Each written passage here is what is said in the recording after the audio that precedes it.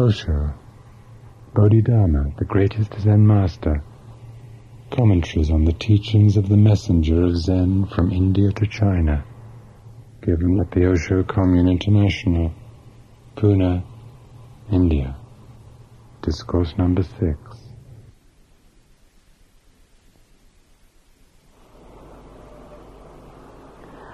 Beloved Bhagwan, if you envision a Buddha, a Dharma, or a Bodhisattva, and conceive respect for them, you relegate yourself to the realm of mortals. If you seek direct understanding, don't hold onto any appearance whatsoever, and you'll succeed. I have no other advice. Don't cling to appearances, and you'll be of one mind with the Buddha. But why shouldn't we worship Buddhas and Bodhisattvas? Devils and demons possess the power of manifestation.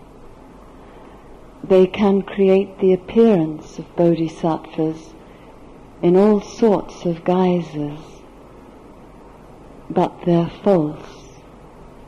None of them are Buddhas. The Buddha is your own mind.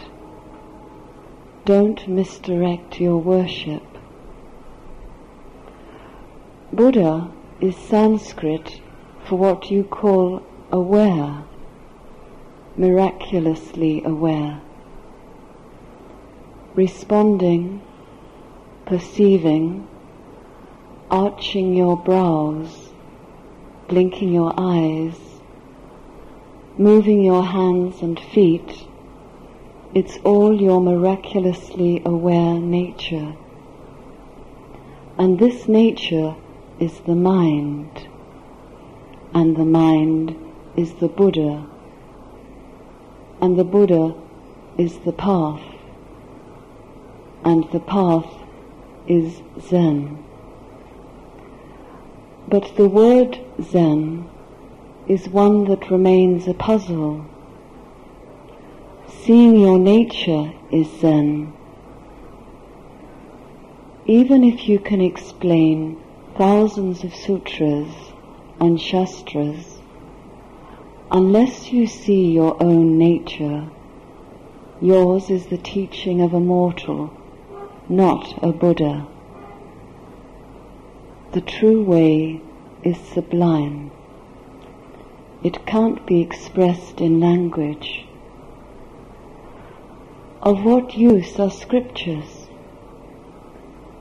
But someone who sees his own nature finds the way, even if he can't read a word. Everything the Buddha says is an expression of his mind. But since his body and expressions are basically empty, you can't find a Buddha in words. The way is basically perfect. It doesn't require perfecting. The way has no form or sound. It's subtle and hard to perceive. It's like when you drink water. You know how hot or cold it is, but you can't tell others. Of that which only a Tathagata knows, men and gods remain unaware. The awareness of mortals falls short. As long as they're attached to appearances, they're unaware that their mind is empty, and by mistakenly clinging to the appearance of things, they lose the way. If you know that everything comes from the mind, Don't become attached. Once attached, you're unaware. But once you have seen your own nature, the entire canon becomes so much prose. Its thousands of sutras and shastras only amount to a clear mind. Understanding comes in mid-sentence. What good are doctrines? The ultimate truth is beyond words. Doctrines are words. They're not the way. The way is wordless. Words are illusions. They're no different from things that appear in your dreams at night, be they palaces or carriages.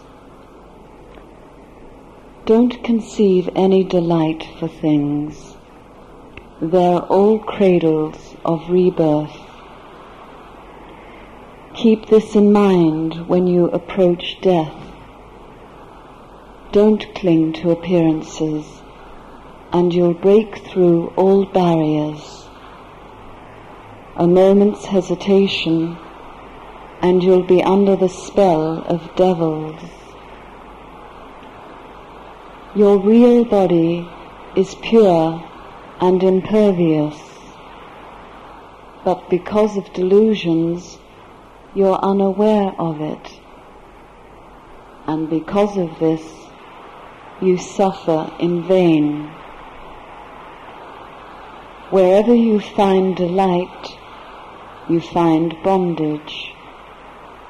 But once you awaken to your original being and mind, you're no longer bound by attachments.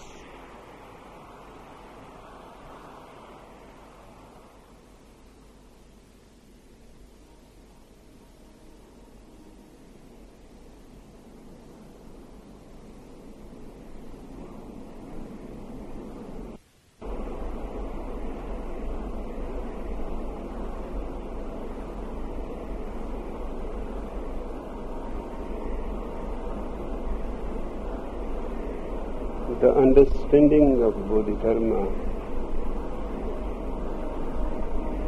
and his insight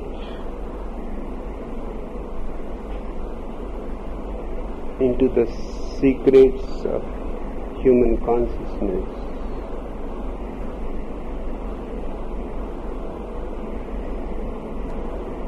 is so profound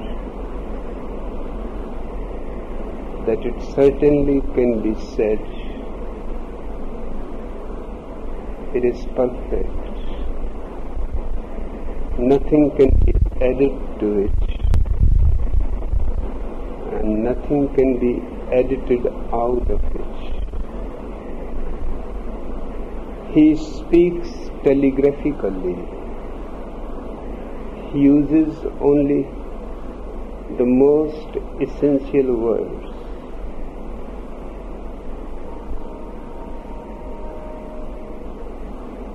You will see how a man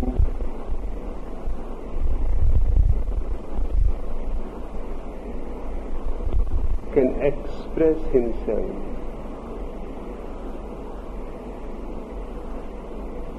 something which eludes expression, something which has been known always as inexpressible. But Bodhidharma comes very close to express it. If you don't understand, it is your fault.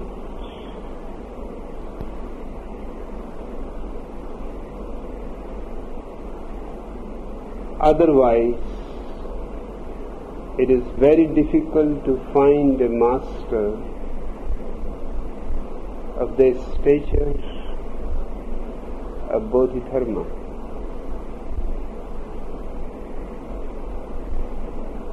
in the whole legendary past of masters, Bodhidharma stands very aloof, very alone.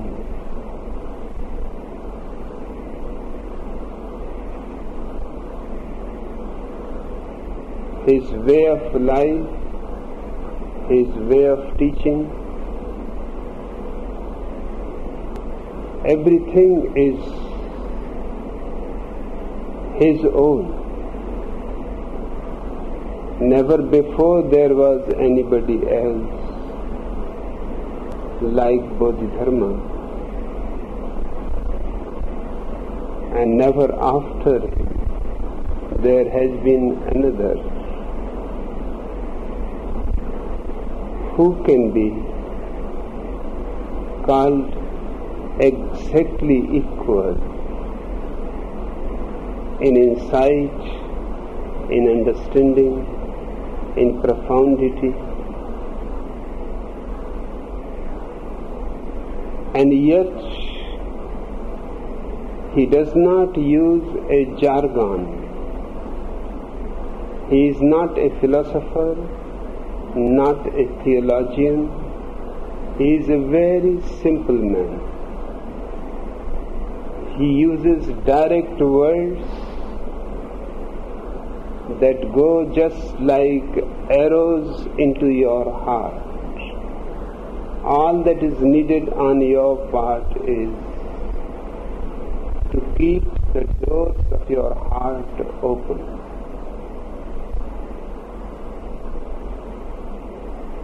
He will not come uninvited within you, but invited, he is sure to reach to your heart. Your receptivity is going to be ultimately the decisive factor. In the sutras this evening,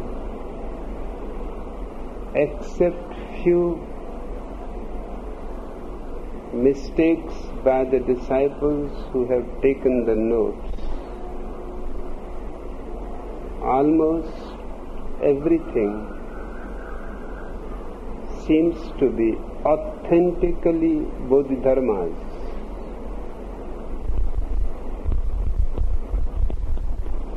If you envision a Buddha, a Dharma, or a Bodhisattva, and conceive respect for them, you relegate yourself to the realm of mortals. According to Bodhidharma, everybody essentially is a Buddha.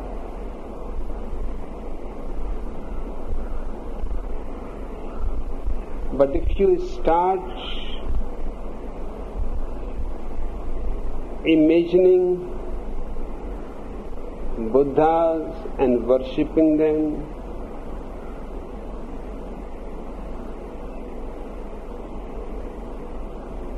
then you are doing a tremendous harm to yourself. It means you have not understood the basic teaching. There is no one to be worshipped, no one to be envisaged,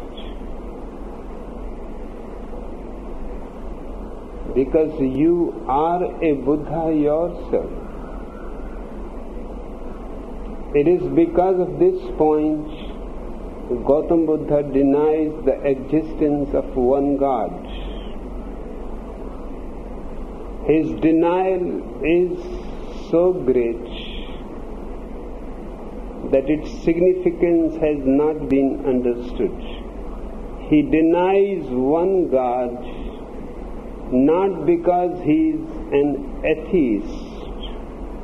He denies one God because he respects every living being as a God. There are as many gods as there are living beings. Few have attained to the realization of who they are, and most of the people, of the living beings, are still asleep. They do not know who they are, but their ignorance does not change their nature.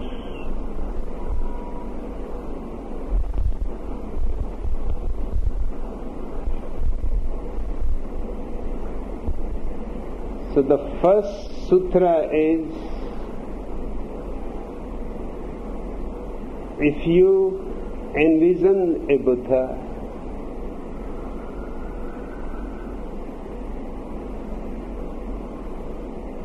you relegate yourself to the realm of the mortals. You unnecessarily degrade yourself. Every worshipper in every temple, in every synagogue, in every church is humiliating himself and is humiliating the God within. The God within needs no other God to be worshipped. All that it needs is an awakening, awareness, a consciousness of one's own being. The moment one becomes conscious of himself, he is no more a mortal.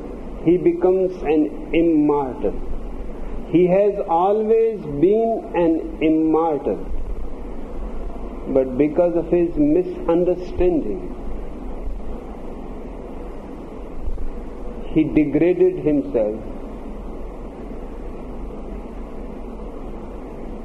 into being a mortal, into someone who is going to die, although the life within you and the consciousness within you is eternal and immortal. But still you go on being afraid of death, because you see every day somebody dying, and everybody's death reminds you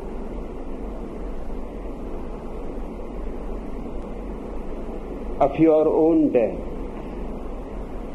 The poet sings, never ask for whom the bell tolls for thee.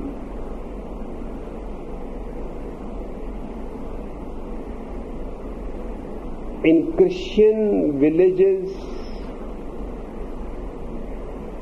it is an ancient custom that when somebody dies, the church bell starts tolling, informing the whole village, the people who have gone to the farms, or the people who have gone to the orchards, or the people who have gone to their wine presses, to come back, somebody has died. The poet is saying, never ask for whom the bell tolls. It always tolls for thee.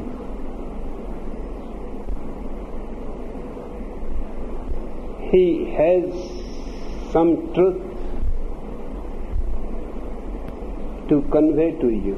Every death is symbolic. It shows that you are standing in the same queue, and the queue is becoming shorter and shorter.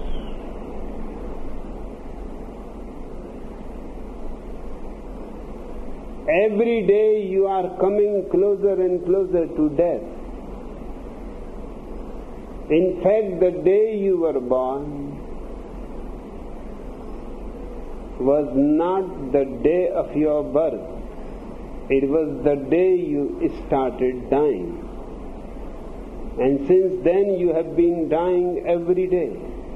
Every birthday, your death has come 1 year closer.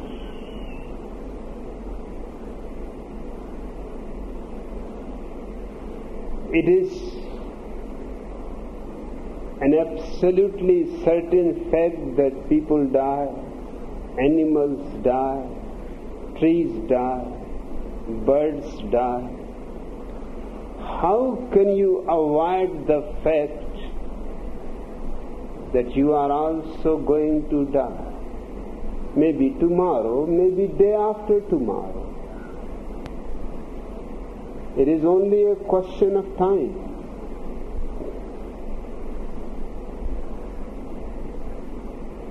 But still, those who are aware of their being know that nobody dies. Death is an illusion. You have seen people die. Have you ever seen yourself dying? And when you see somebody dying, are you really seeing somebody dying? All that you are seeing and all that your medical science can see is that the man has stopped breathing, that his pulse has disappeared, that his heart beats no more, and they declare that he is dead. Just few days before, a man in the occupied part of Kashmir by Pakistan deceived third time his friends, his colleagues, his family.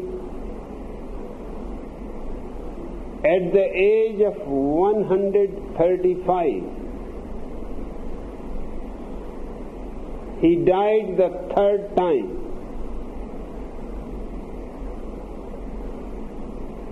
And people were very suspicious because 2 times before also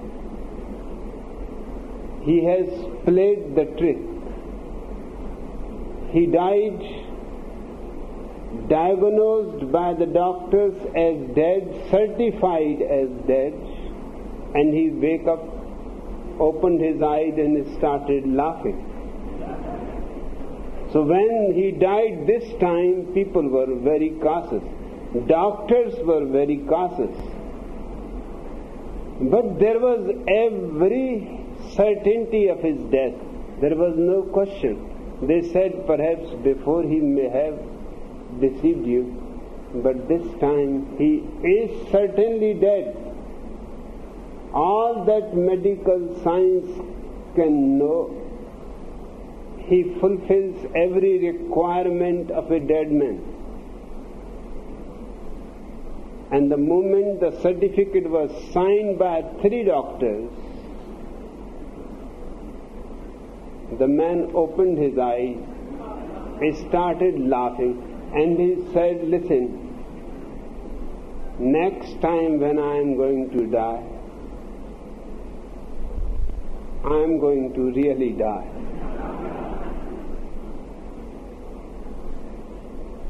I just thought one time more.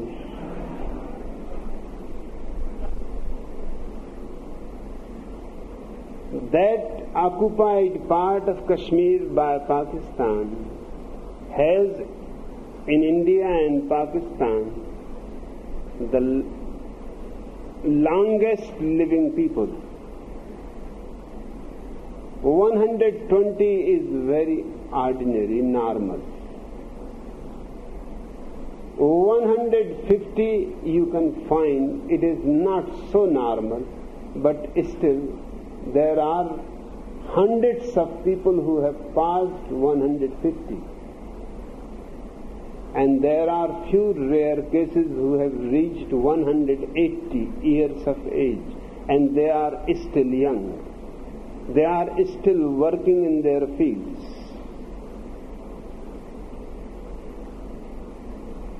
And this man has been asked by newspapers, by journalists from all over the world, because he is a rare man. 3 times certified dead, and 3 times he has defied all medical knowledge, all medical science.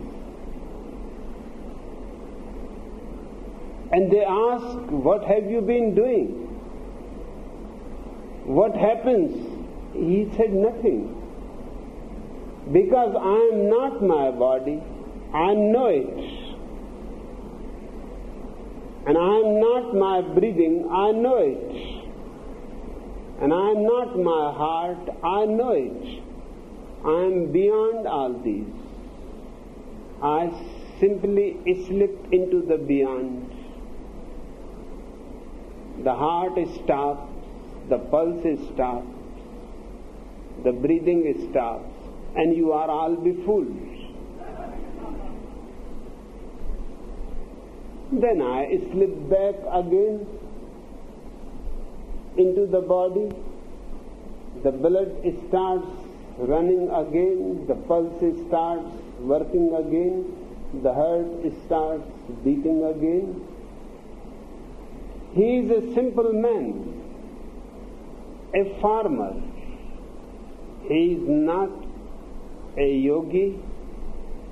He has never practiced anything. But just when he was a very young child, not more than 7 or 8 years old, he came in contact with a Sufi mystic who told him that death is an illusion. And he was so innocent that he accepted it. And the Sufi mystic said to him that there is a very simple way to slip out of your body. Just watch it from inside. Watch the body, and suddenly there will come more and more distance between you and your body. Soon the body will be miles away.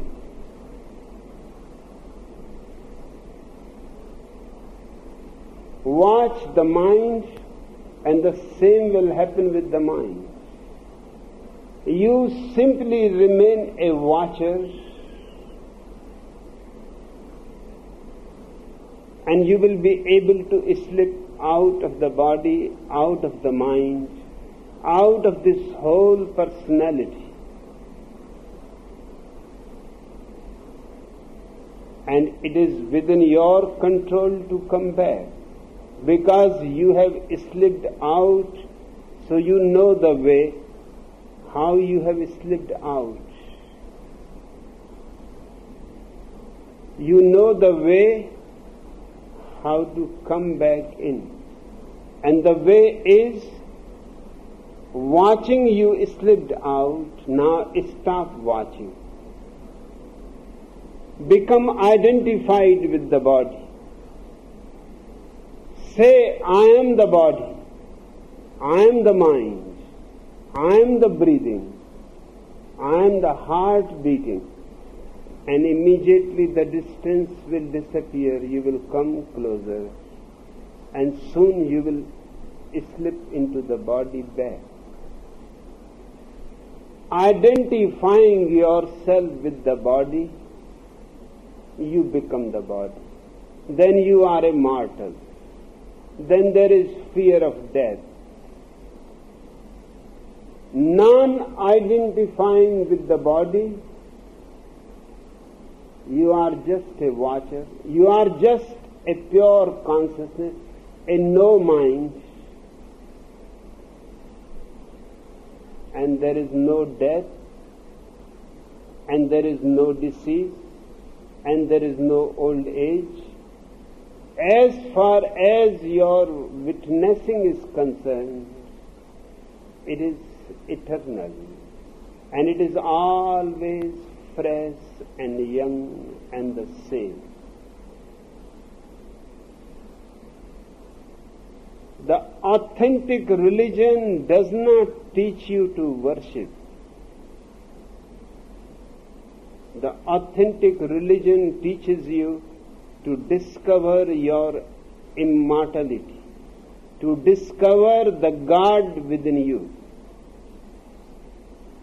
And that's what Bodhidharma is saying. If you seek direct understanding, don't hold unto any appearance whatsoever,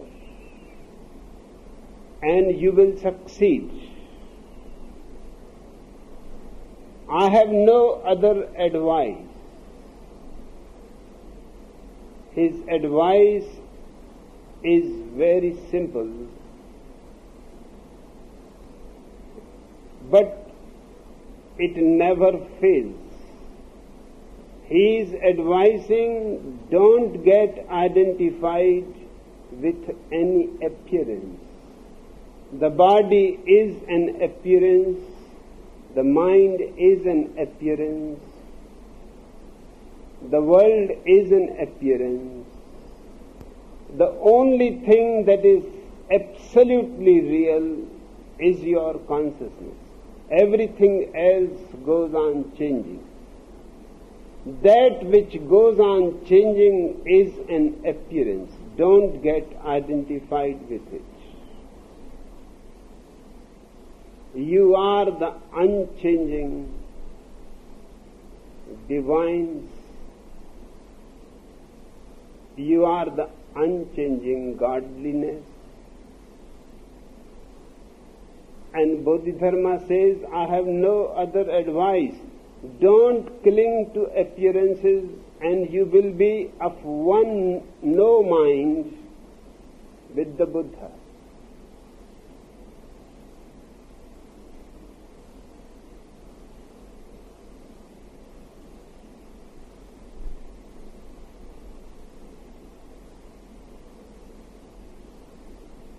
The sutra says, you will be one mind with the Buddha.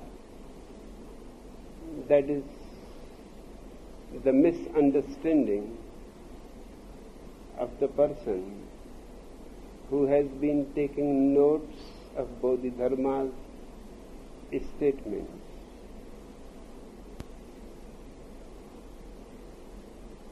I have to make the correction from mind to no mind. As minds, you can never be one with the Buddha. Just try to understand, because it is infinitely significant. Here, if you are all minds, then there are as many people as there are minds. But if you all become silent with no thoughts, then there is only one no mind. Then all the distinctions disappear. Whether you are a man or a woman, a young child or old, educated or uneducated, rich or poor, it does not matter. All distinctions disappear the moment mind is transcended. All distinctions are made by the mind. Beyond the mind is just a silent sky, a pure space. In that pure space, you are one with the Buddha. You are all one with existence.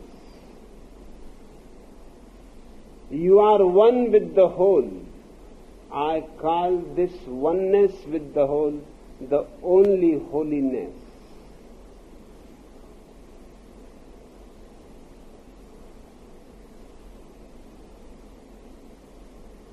The disciple asks Bodhidharma, but why should not we worship Buddhas and Bodhisattvas?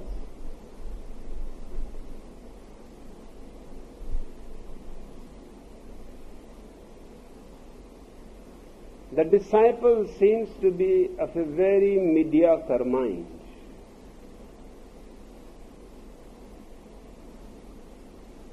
Because Bodhidharma has already answered.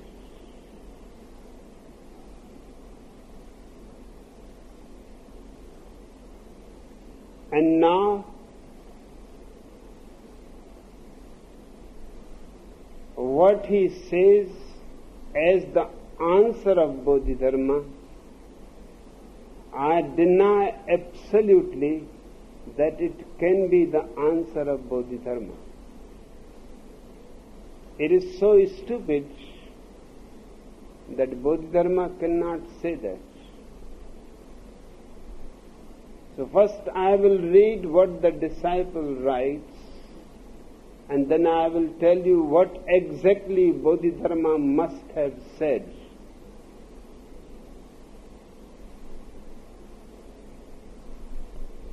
Devils and demons possess the power of manifestation. They can create the appearance of bodhisattvas in all sorts of guises. But they are false. None of them are Buddhas. The Buddha is your own mind. Don't misdirect your worship.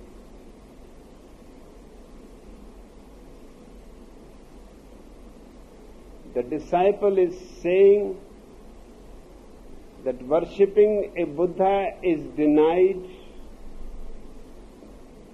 because the devil can pretend to be Buddhas.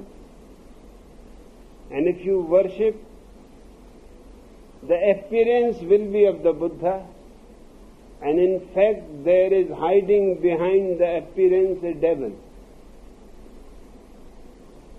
This cannot be the answer of Bodhidharma. A man who does not believe in God cannot believe in devil.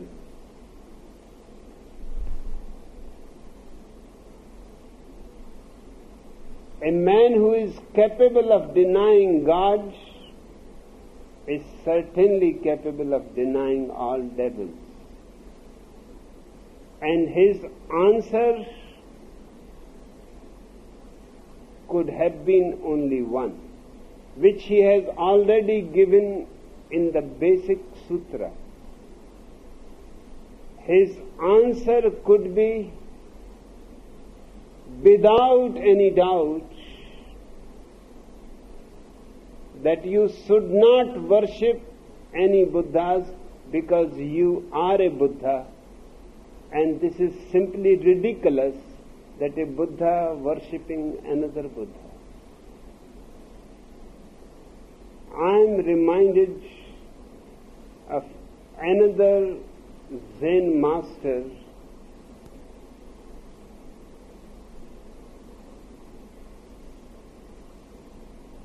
he must have been a man of some similar qualities like Bodhidharma. He was a disciple in the same lineage. He was staying in a Buddhist temple in a winter night, and the priest, knowing that he is a great master, has allowed him to stay in the temple.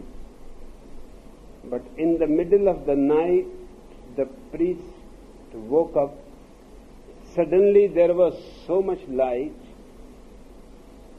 He looked inside the temple because his room was by the side of the temple. And the master that he has allowed to stay in the temple was enjoying burning a beautiful statue, wooden statue of Gautam Buddha.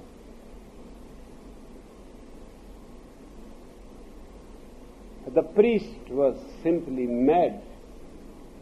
He said, "Are you insane or something? You have burnt the statue of Gautam Buddha."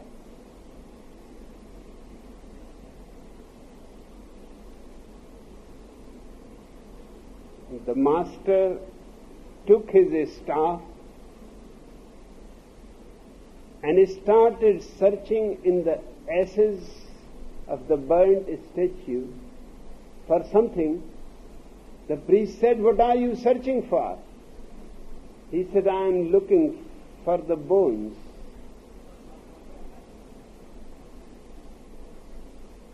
Even the priest had to laugh, although he was angry, and his most beautiful statue has been burned.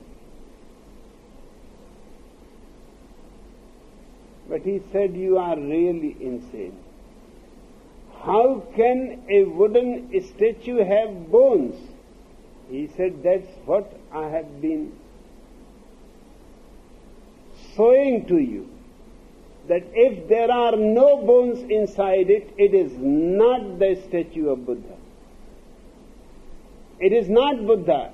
It is just wood cut into a certain shape. Don't be deceived by it. And the night is long and it is too cold. And I am so tired of a long journey. If you can be of some help, you have still got 3 more statues. One is enough for worshipping, 2 you can give me. The night is really cold. Moreover, I am a living Buddha. For a living Buddha, it is absolutely right to burn a wooden Buddha to have a little heat. It is too cold in this temple."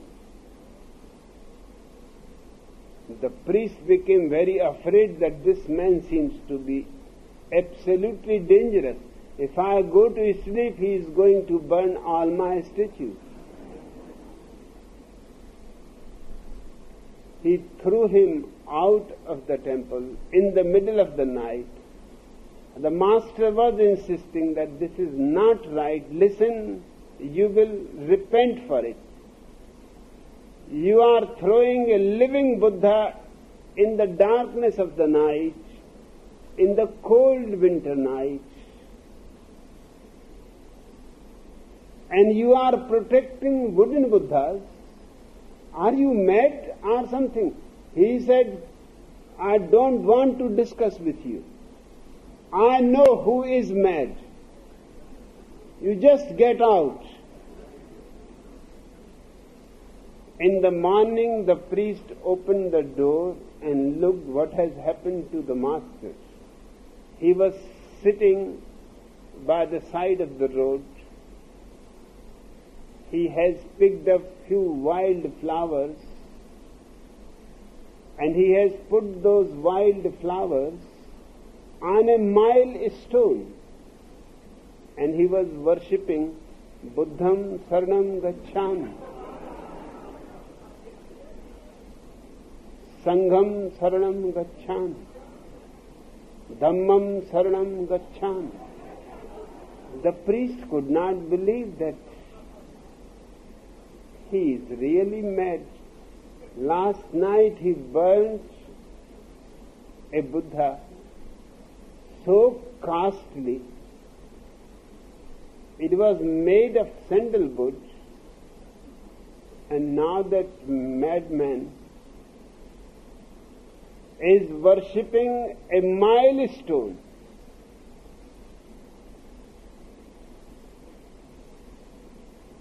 As a Buddha, the priest came close to him and he said, "What are you doing?" He said, "My morning prayer." The priest said, "But you look a little strange type. Last night you destroyed my Buddha, and now you are worshipping a milestone." He said, "You don't understand. It is only our visualization. If you visualize that this is a Buddha, this is a Buddha. You visualized in the wooden statue a Buddha, it became a Buddha. It is all mind game. I don't believe in prayer. It was just for you that I waited and I was worshipping the milestone, just to show you that whatever you worship, you are worshipping something wrong. Because you are the Buddha. The worshipper is the Buddha, not the worshipped.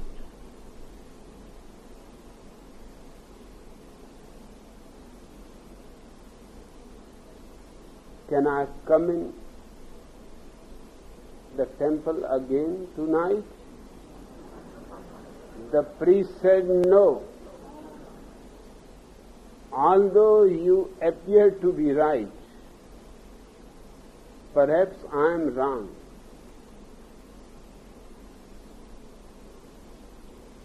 But I cannot follow your great understanding. It is dangerous.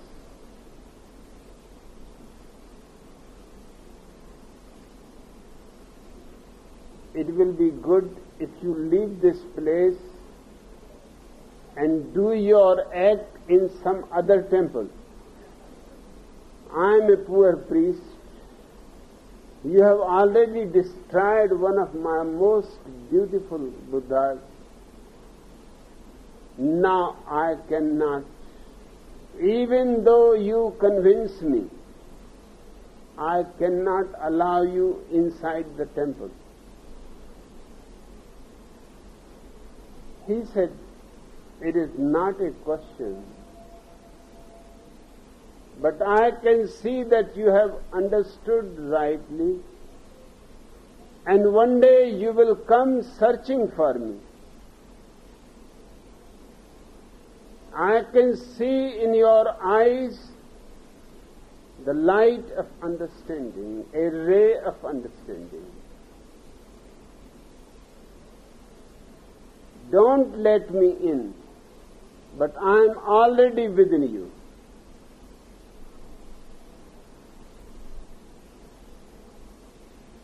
And after 2 years, the priest had to come to the master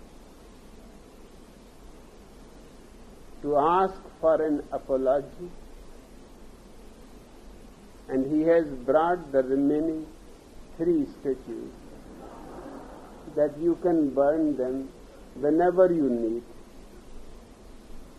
I have understood. Since that night, I have not been able for a single moment able to forget you,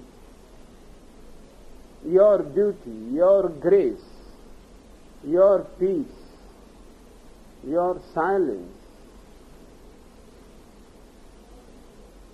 and your great effort to make me understand that what I have been doing is stupid, and I misbehaved with you. I threw you in the dark night, in a cold night. Still you waited for me for the morning. to give me another opportunity to understand. And I was so foolish that I missed that opportunity too. But 2 years are enough.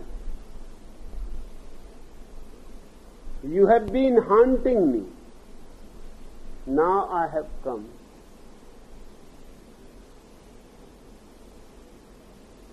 Knowing perfectly well that the Buddha is within and he is not in the statues of the temples. And the statues of the temples and the milestones are not different. That reminds me when for the first time in India, the British government created the roads and put the milestones. They painted those milestones red because red is a very brilliant color and you can see it from far away, and particularly in contrast to the greenery of the fields and the forests, it looks separate. Any other color may get mixed, but red stands absolutely separate.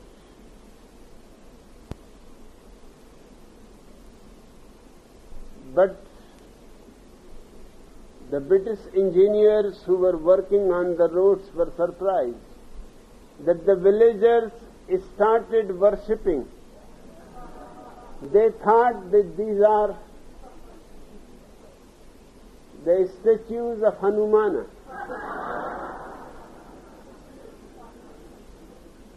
It was a great problem for the engineers to tell those villagers that these are just milestones. But the villagers insisted that they may be milestones for you, but for us it is perfectly good. They look so beautiful.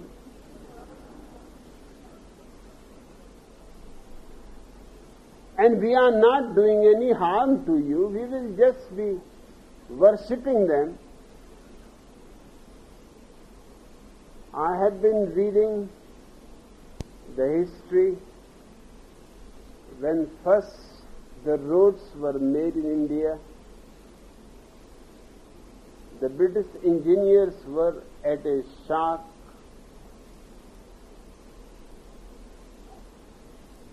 And they could not prevent the villagers. They said, you can think of them as milestones, but what is the harm if we worship them? To us they look just the statues of Hanumana.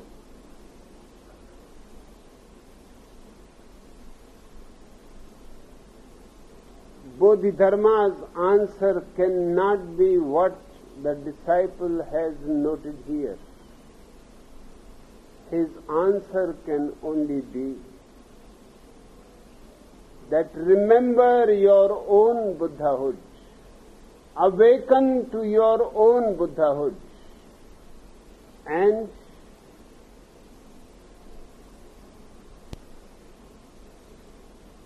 this awakening will make your no mind one with the Buddha.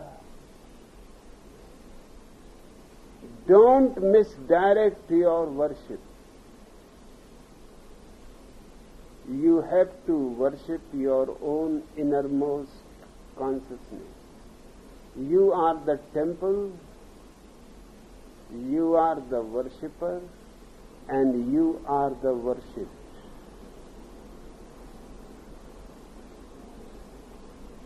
Buddha is Sanskrit for what you call aware, miraculously aware, responding, perceiving, arching your brows, blinking your eyes, moving your hands and feet, it is all your miraculously aware nature. And this nature is the no mind. And the no mind is the Buddha. And the Buddha is the path. And the path is Zen. But the word Zen is one that remains a puzzle. Seeing your nature is Zen. The word Zen remains a puzzle because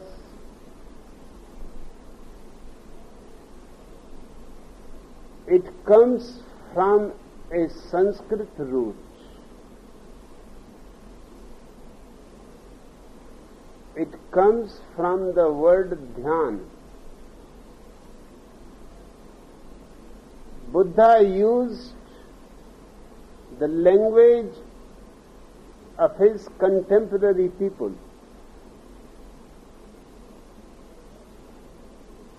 That was a revolutionary step, because Sanskrit has always been the language of the scholars. Buddha brought a revolution in it. He used the people's language, not the language of the scholars. He used Pali that every villager could understand. In Pali, dhyan is changed into a little different form. It is become Zan.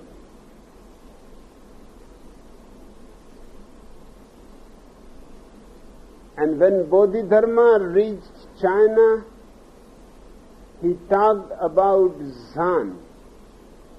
But in Chinese, it took another change. It became Chan.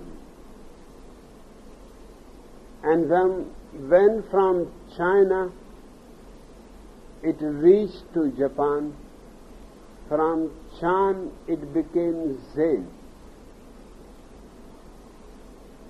It lost far away the original root. Now in Japanese there is no root for Zen. The word is foreign to Japanese. For Chan there is no root in Chinese. The word is foreign.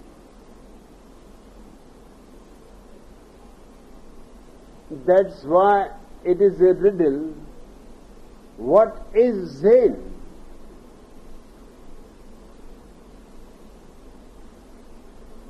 But if you can come back to the root, things become simple. The puzzle disappears. Dhyan means going beyond the mind.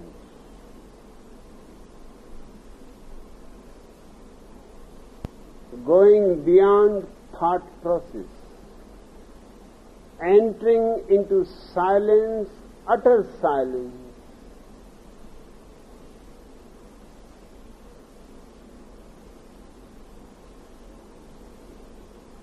Where nothing moves. Where nothing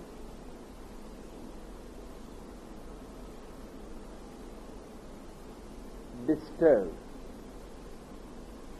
Where everything is absent.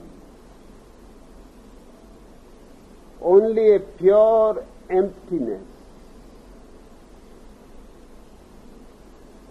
This space is Zen. This space is meditation. there is no riddle about it. But only in this country the root of Zen can be found. Zen was born here in this country. It blossomed in Japan. The flowers came into Japan and they were a riddle because they could not find where is the root, where is the tree. They could only see the flowers and the fragrance. The roots were far away in this country, and it is such an unfortunate thing that Dhyan flowered in Japan to its ultimate.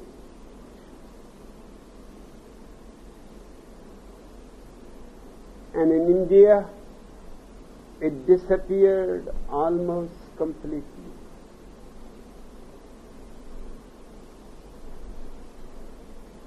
The Indian embassies have been informed by the Indian government that anybody who wants to come to India from any country of the world to learn meditation should not be given any tourist visa.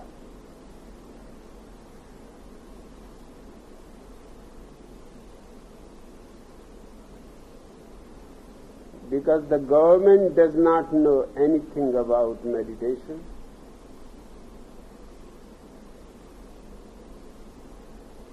Politicians cannot afford to be meditators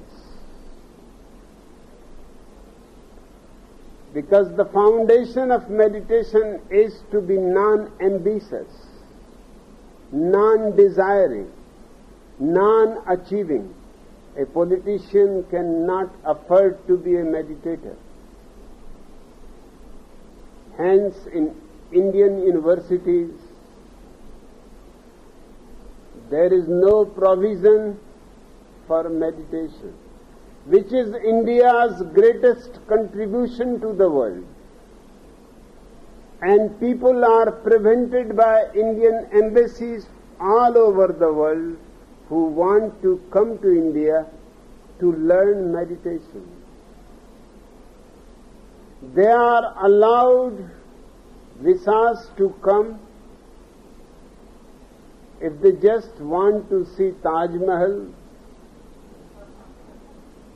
temples of Khajuraho,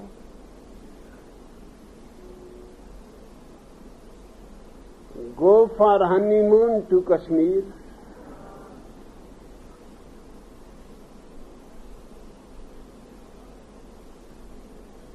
for any absurd reason,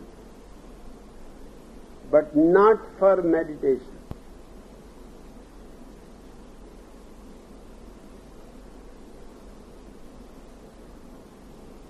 It is one of the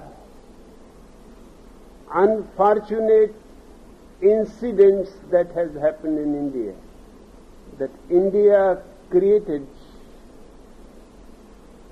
the greatest meditators in the world. And from India, the whole Asia learned meditation.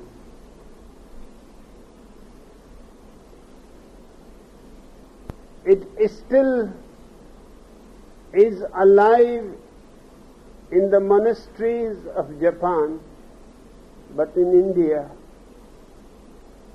there is no support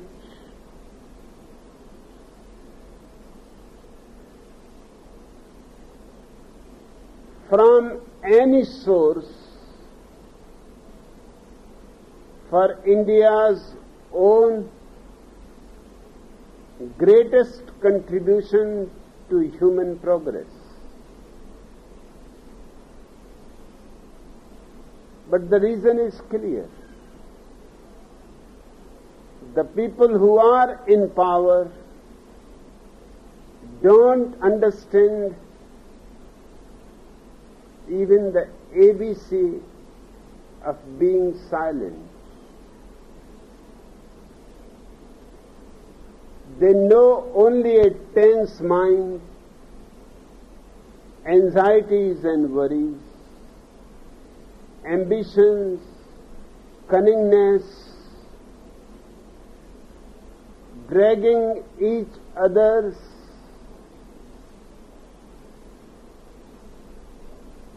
pulling each other's legs,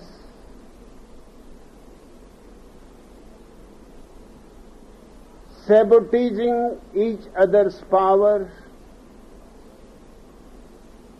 Their whole concern is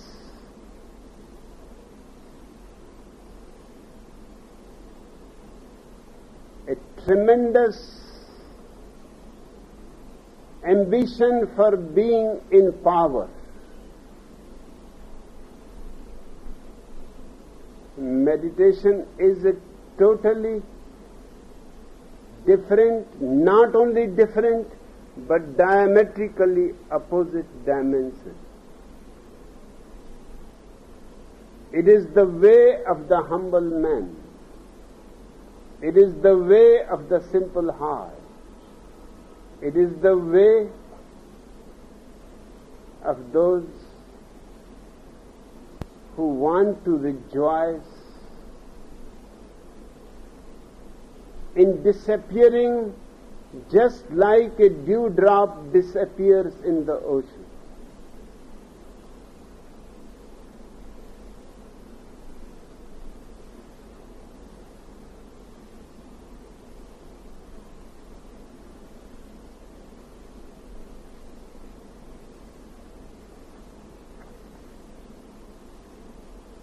Even if you can explain thousands of sutras and shastras, unless you see your own nature, yours is the teaching of a mortal. You may understand the holy scriptures, you may know the Vedas, you may know the Upanishads, you may know the Holy Bible, you may know the Holy Quran or the Holy Gita. But if you don't know yourself, your teaching is just a repetition, a mechanical repetition like a parrot.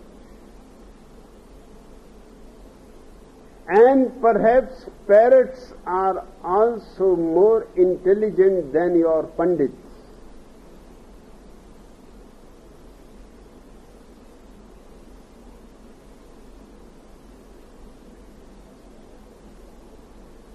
I have heard about a bishop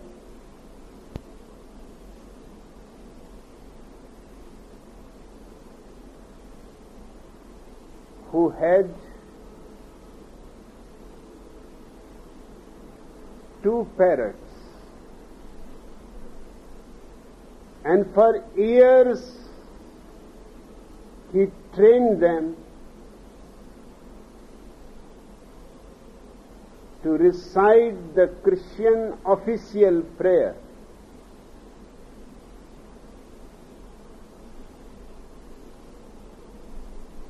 He made small golden beads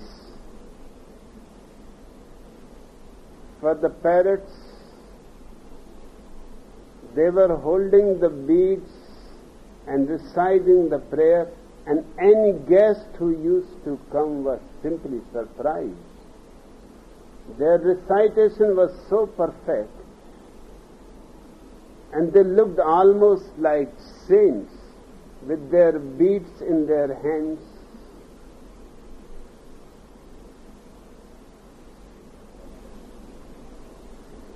Finally, the bishop thought,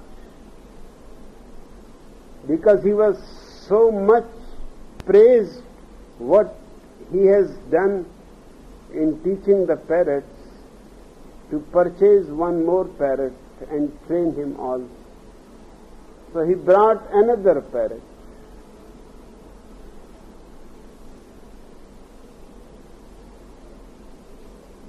And put that new parrot also between those two sages with their beads reciting the prayer. And as the bishop went in, one parrot said to the other, "George, now drop the beads. Our prayers have been heard. Our beloved has reached." It was a female parrot.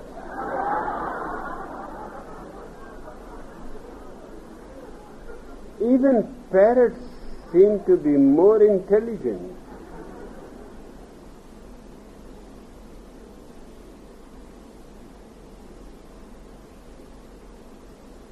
A man who does not know himself should feel ashamed in teaching to others just because he knows scriptures. Scholarship has no meaning at all in the authentic world of religion. It is a world of experience, not of explanation.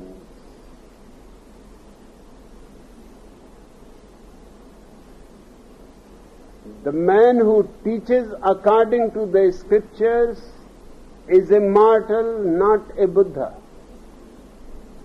The true way is sublime. It can't be expressed in language. Of what use are scriptures? But someone who sees his own nature finds the way, even if he can't read a word. Everything the Buddha says is an expression of his no mind. But since his body and expressions are basically empty, you can't find a Buddha in words. The way is basically perfect.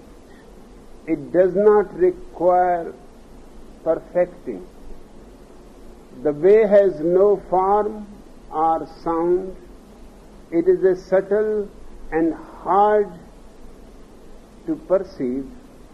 It is like when you drink water, you know how hot or cold it is, but you can't tell others. Of that which only a Tathagata knows, man and gods remain unaware. The awareness of mortals falls short. You have a little awareness, but very little. If your whole being can be taken in account, then 9 parts of it are in darkness and in unconsciousness. Only 1 part out of 10 is conscious. Just a very superficial layer, which can easily be disturbed. Somebody insults you and you forget all about humbleness, you forget all about being nice, you become immediately enraged. Suddenly your barbariousness comes up. Just a little scratch and the animal starts showing its reality from your very being. Your civilization is so superficial, it is just like your clothes. You can drop them any moment. And you all know that there are moments when you drop all your civilization, all your culture, all your religion, all your great qualities you talk about. Within a second, they disappear. Your consciousness is so small.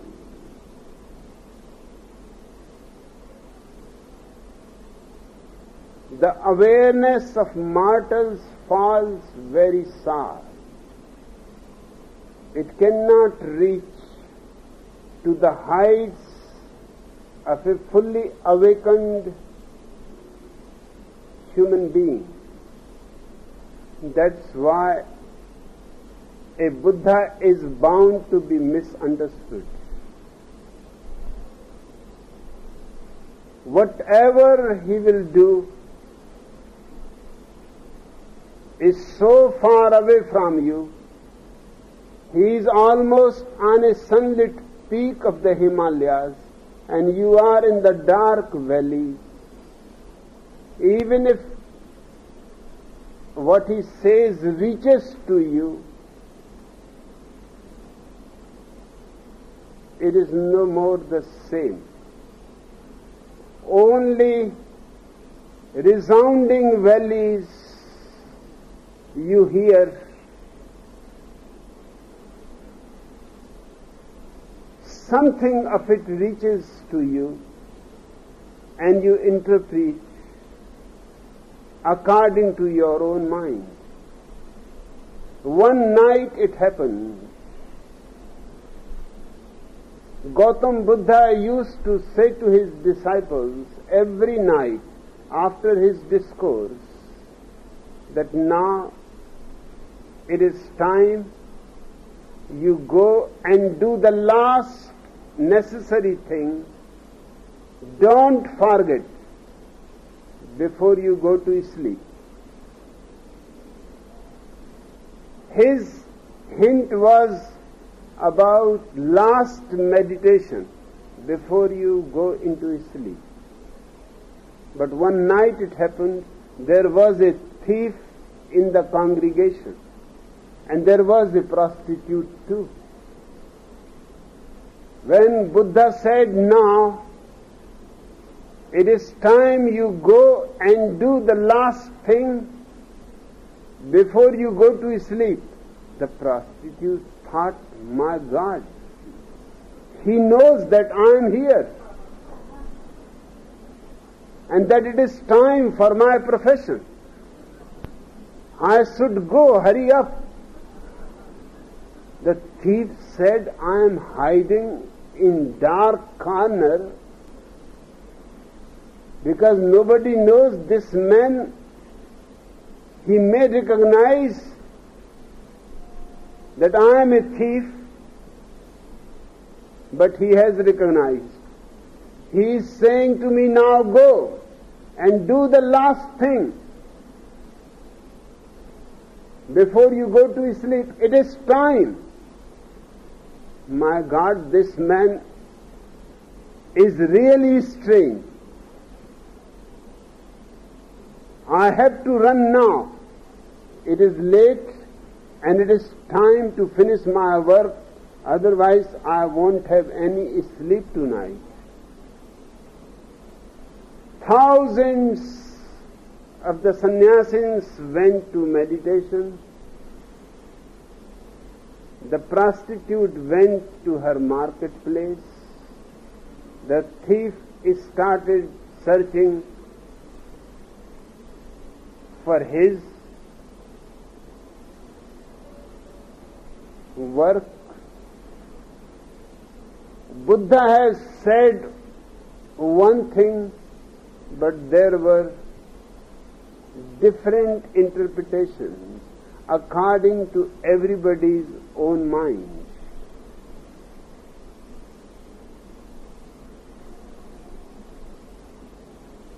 As long as they are attached to appearances, they are unaware that their no mind is empty. and by mistakenly clinging to the appearance of things, they lose the way. If you know that everything comes from no mind, that everything comes from nothingness and disappears again into nothingness,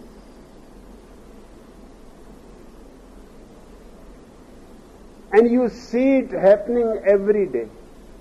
From a seed, a tree arises.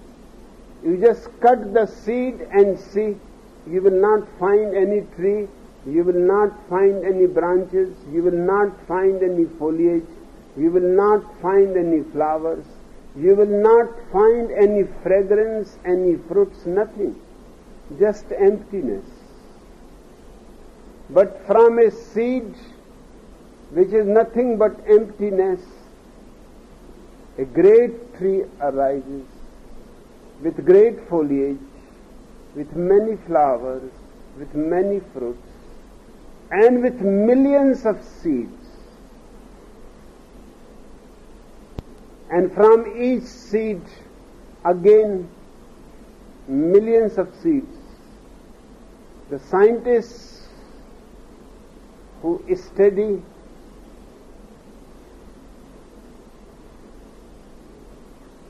trees, vegetation, they say that a single seed can make the whole earth green. It has so much potential. Although you cannot see by cutting it, you will not find anything there.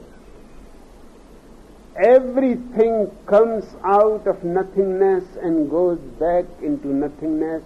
Hence, there is no need for attachment, because attachment will bring misery. Soon it will be gone. The flower that has blossomed in the morning, by the evening will be gone. Don't get attached. Otherwise, in the evening there will be misery. Then there will be tears. Then you will miss the flower. Enjoy while he is. But remember, it has come out of nothing and it will go back to nothing. And the same is true about everything, even about people. You love a man, you love a woman, from where they have come? From very small seeds, which cannot be even seen by bare eyes.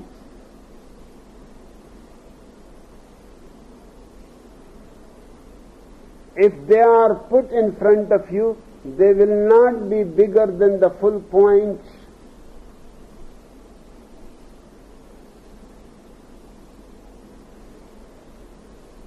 And you will not recognize that this is me.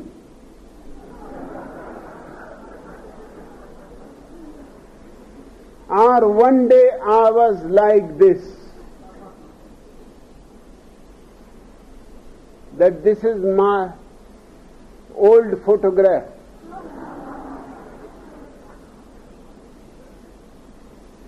And one day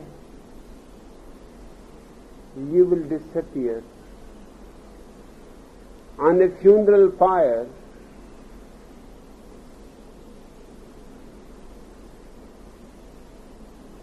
just into nothingness, as a smoke. Don't get attached with anything. This attachment takes you away from your real being. You become focused with the thing you are attached.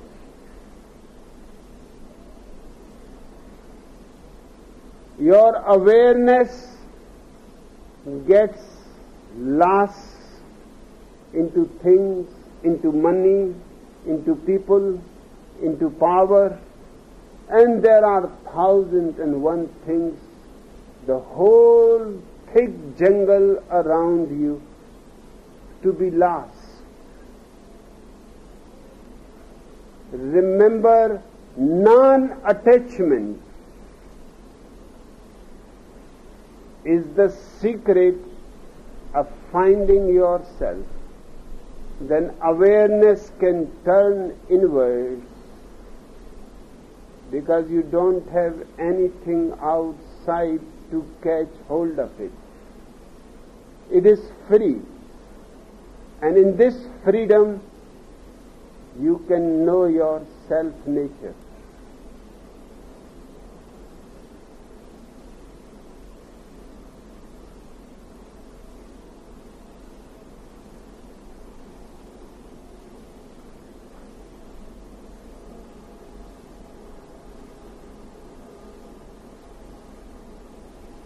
Don't become attached. Once attached, you are unaware. But once you see your own nature, the entire canon becomes so much prose. Then all the scriptures are useless. You have seen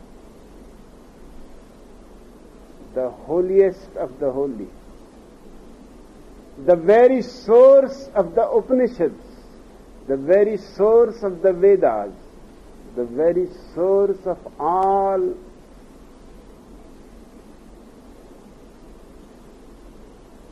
so-called holy scriptures. When you have found the source, who bothers about the scriptures? They are so much prose, nothing else. Its thousands of sutras and shastras only amount to a clear no mind. Understanding comes in mid-sentence. This is such a beautiful statement. Understanding does not come through words, but through gaps. In the moments of silence,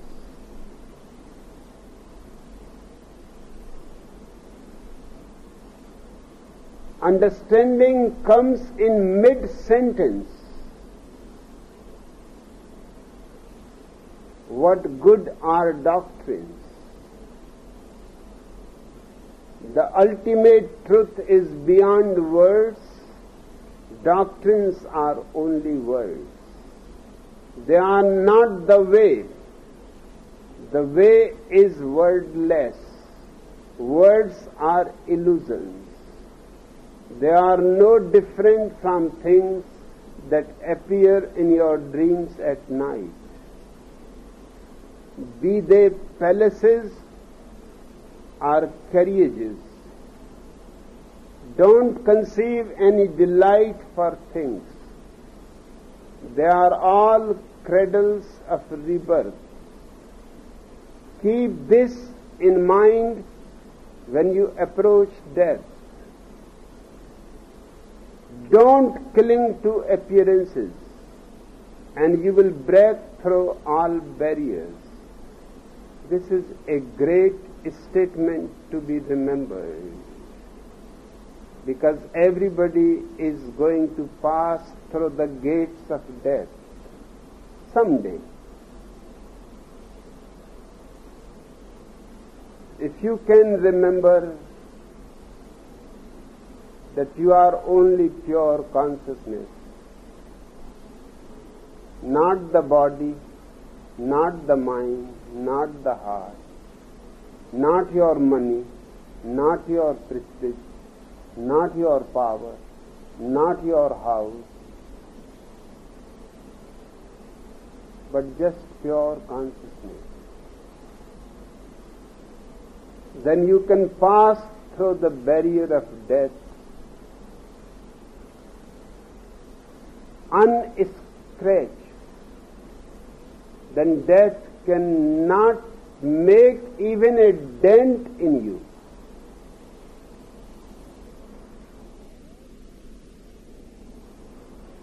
Death has power over you only if you are attached. You are not afraid of death. The basic psychology is you are afraid of death because it will take you away from all your attachments. If it was possible that you could take your wife and your children and your house and your money and your power and everything that you think belongs to you with yourself when you are dying, I don't think you will be afraid. You will rejoice, a great adventure, going with the whole caravan. But because death cuts everything away from you, leaves you utterly naked only as consciousness,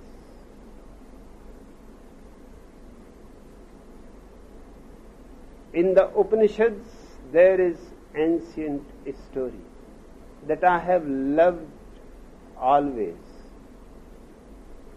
A great king named Yayati became 100 years old. Now it was enough. He has lived tremendously. He had enjoyed all that life can make available. He was one of the greatest kings of his times. But the story is beautiful. Death came and said to Yayati that get ready. It is time for you, and I have come to take you. Yayati saw death, and he was a great warrior, and he has won many wars. He started trembling. He said, but it is too early. Death said, too early? You have been alive for 100 years. Even your children have become old. Your eldest son is 80 years old. What more do you want? And he had 100 sons because he had 100 wives.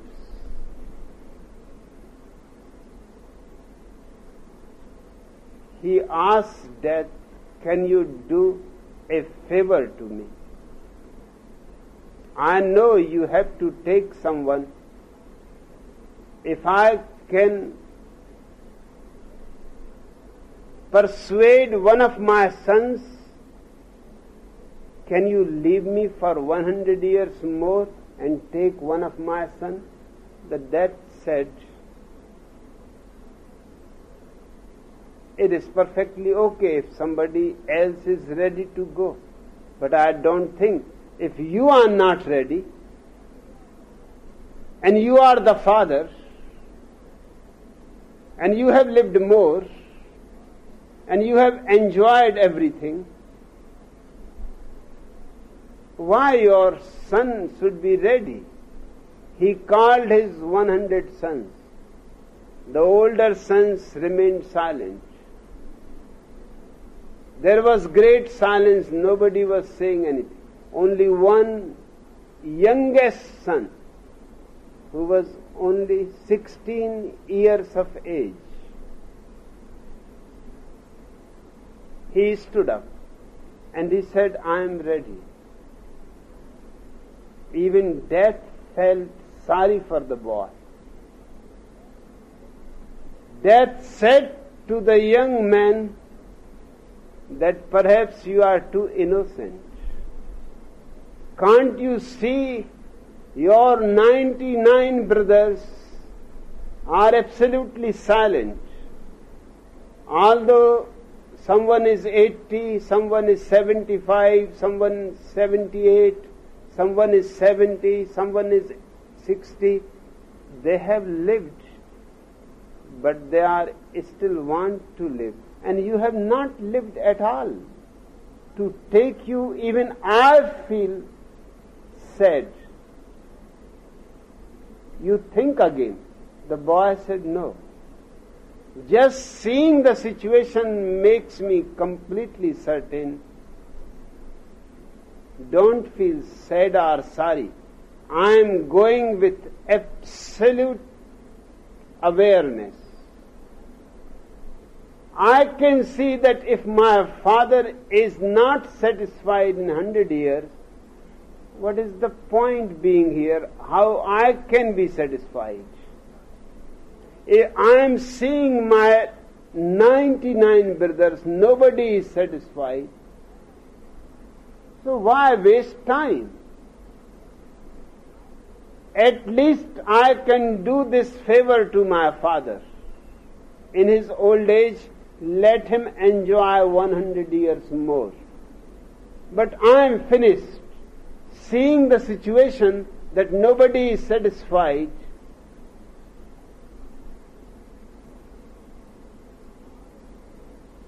I can understand one thing completely, that even if I live 100 years, I will not be satisfied either.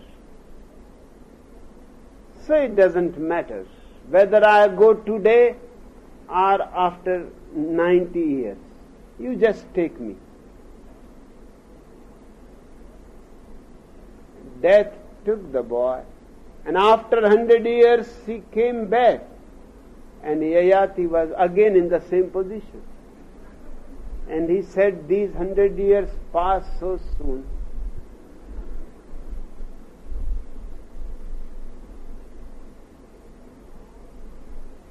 All my old sons have died, but now I have another regiment. I can give you some son. Just have mercy on me. It went on, the story goes on to say, for 1,000 years, 10 times the death came.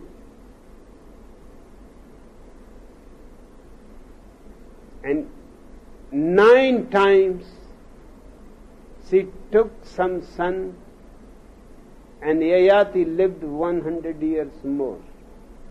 10th time, Yayati said, although I am still as unsatisfied as I was when you had come for the first time, but now, although unwillingly, reluctantly, but I will go. Because I cannot go on asking for favor. It is too much. And one thing has become certain to me, that if 1,000 years cannot help me to be contented, then even 10,000 will not do. It is the attachment.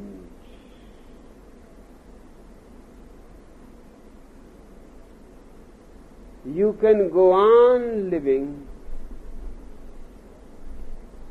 but as the idea of death will strike you, you will start trembling. And if you are not attached to anything, death can come this very moment, and you will be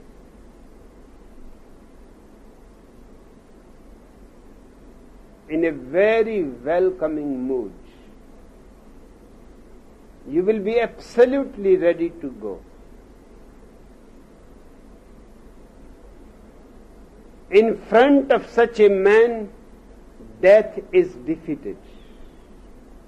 Death is defeated only by those who are ready to die any moment without any reluctance. They become the immortals. They become the Buddhas.